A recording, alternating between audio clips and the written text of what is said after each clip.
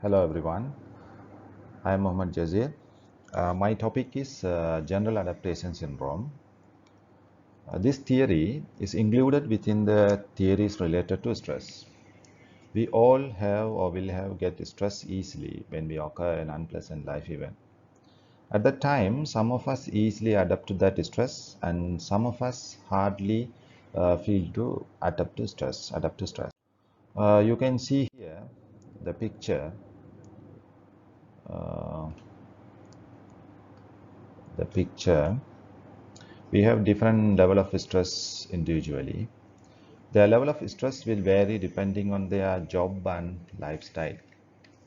You can see here the man pull out the stress from high level and moderate level to low level of stress, maximum level and high level stress to and low level of stress. It is very important because stress can cause mental fatigue and irritability.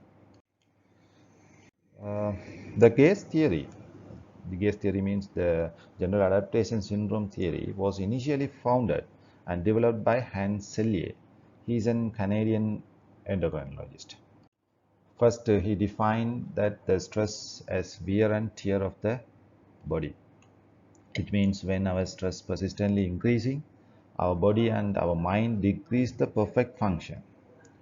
Through the concept, he pioneered a research into stress and he proposed this theory named as general adaptation theory. And he explained that how to respond our body to stress. We are maintaining a neutral or homeostatic physiological function. It can be called as equilibrium. When occur or getting stress in an individual life event, he should maintain or eradicate the stress, or he can adapt to stress.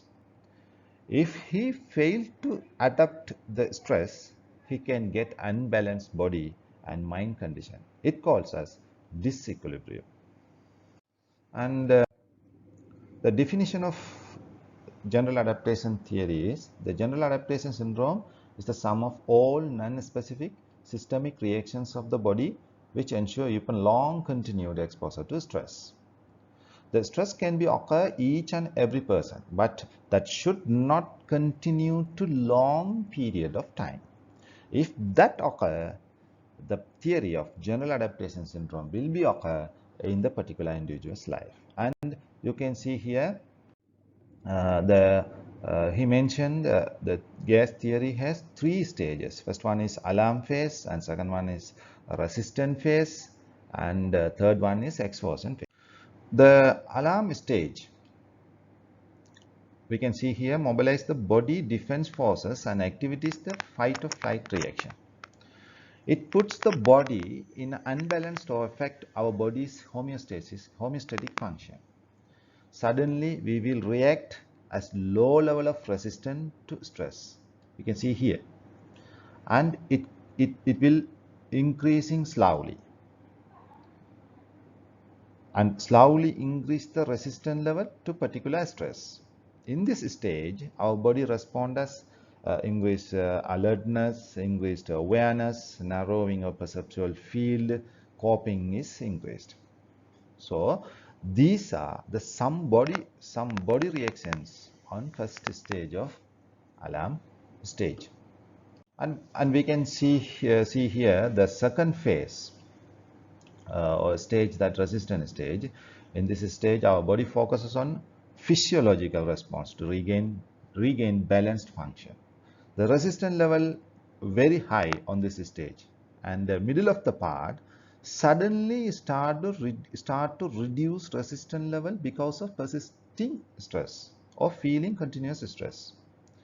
In this stage, one can feel like depressed, irritable, selective in addition, problem solving difficulties, and many other physiological changes.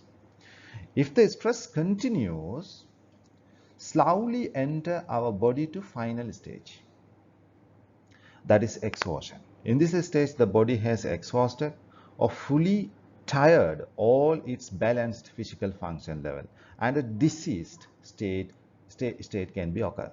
In short, In short term, this the theory introduced by Hans Selye as general adaptation theory.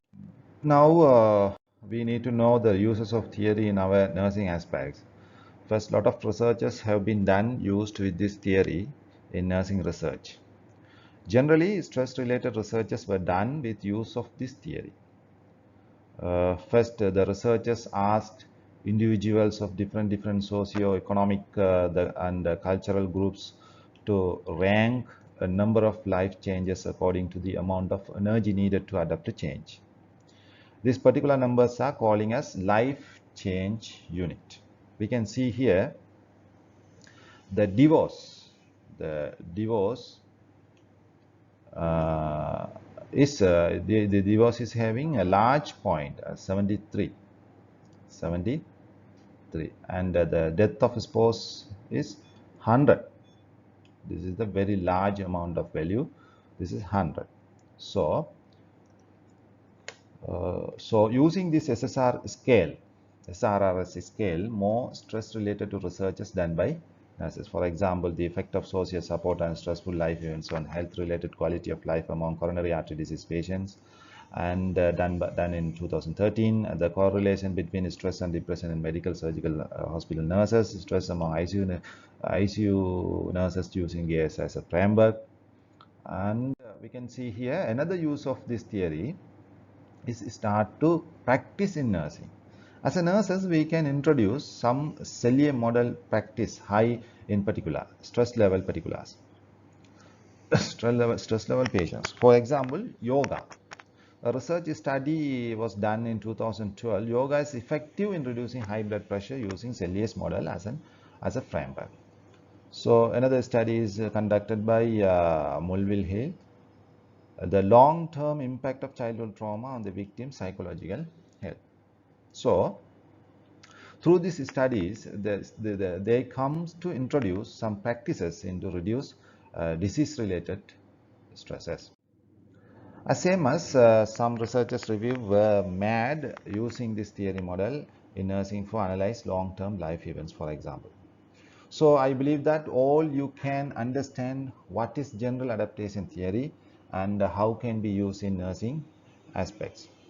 So thank you for your time. Thanks a lot.